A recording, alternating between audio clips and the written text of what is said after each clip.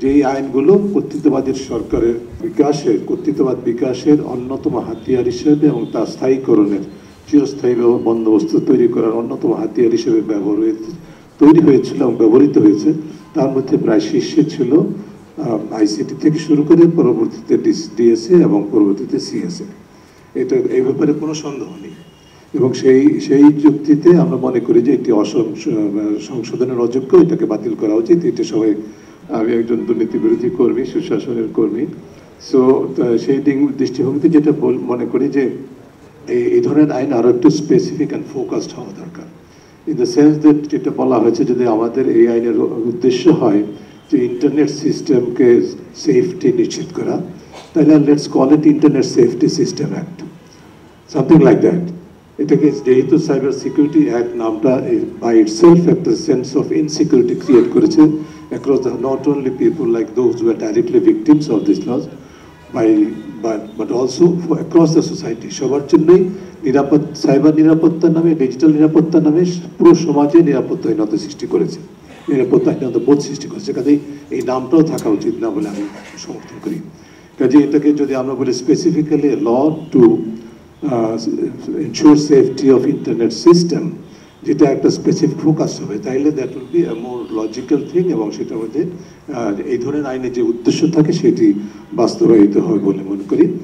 আর এর বাইরে যেভাবে খসড়াটি আছে, যেহেতু আমরা মেনে নিয়েছি সবাই যে এটি আর থাকবে না, তারপরেও যে বিষয়টি বলা দরকার সেটি হচ্ছে, যেহেতু কিছু জিনিস আছে, যেমন এই আইনের মাধ্যমে পুলিশকে অবারিত ক্ষমতা দেওয়া হয়েছে, পরিষ্কারভাবে 14(1)-এ বোধহয় এইভাবে আছে যে সে যদি মনে করে যে আমি আমার সিস্টেম ব্যবহার করে একটু সরকার বিরোধী একটা কাজ করতে পারি, তাহলে আমাকে আমার সিস্টেম সে সিজ করতে পারে, আমাকে রীতিমতো অ্যারেস্ট করতে পারে। সো এই যে অবারিত, উইদাউট এনি জুডিশিয়াল ওভারসাইট।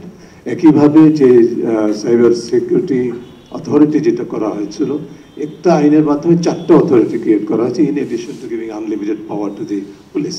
তো এইটা তো হয় না কোনো গণতান্ত্রিক দেশে, except it is like authoritarian regime, যেটা আমরা দেখেছি।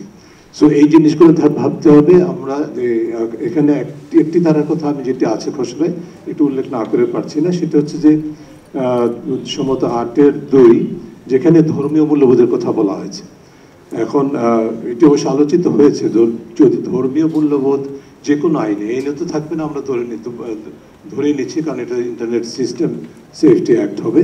কিন্তু কোনো আইনের মাধ্যমে যদি আমার বলবো যে অবাধ বাক স্বাধীনতার so call reasonable restriction ensure করতে হয়, সেই জায়গায় যদি আমরা এমন কিছুতে যাই যে আমাদের ধর্মীয় মূল্যবোধ আহত বলে যে ক্ষুণ্ণ করে, তাহলে সেখানে শুধু ধর্মীয় মূল্যবোধ থাকবে কেন?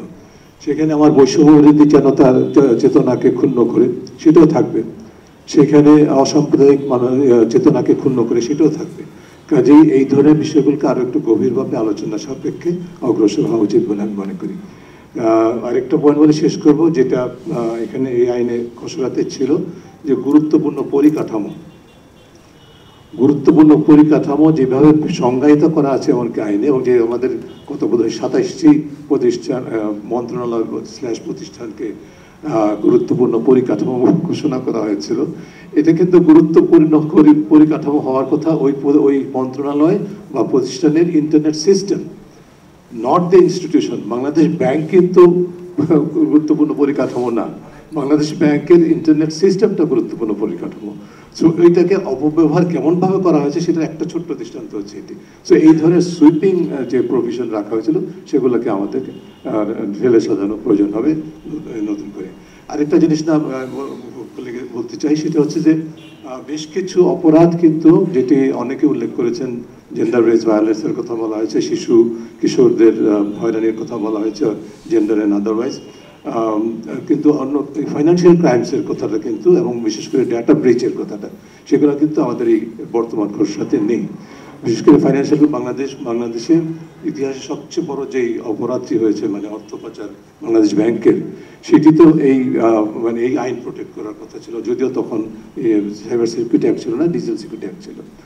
সেই ওই প্রভিশনগুলো এই আইনে, এই ধরনের আইনে যে মৌলিক প্রভিশনটা থাকার কথা সেগুলো কিন্তু এখানে ছিল না, অথচ মূল এটাকে হাতিয়ার করা হয়েছিল মানুষের বাক স্বাধীনতা, মত প্রকাশের স্বাধীনতাকে খর্ব করার জন্য। এই জায়গায় বৈষম্যের বিরুদ্ধে আন্দোলনের বা রক্তক্ষয়ী আন্দোলনের মাধ্যমে অর্জিত নতুন বাংলাদেশে এই ধরনের আইন থাকবে, সেটা আমরা কোনোভাবেই জাতি গ্রহণ করবো না বলে আমি মনে করি।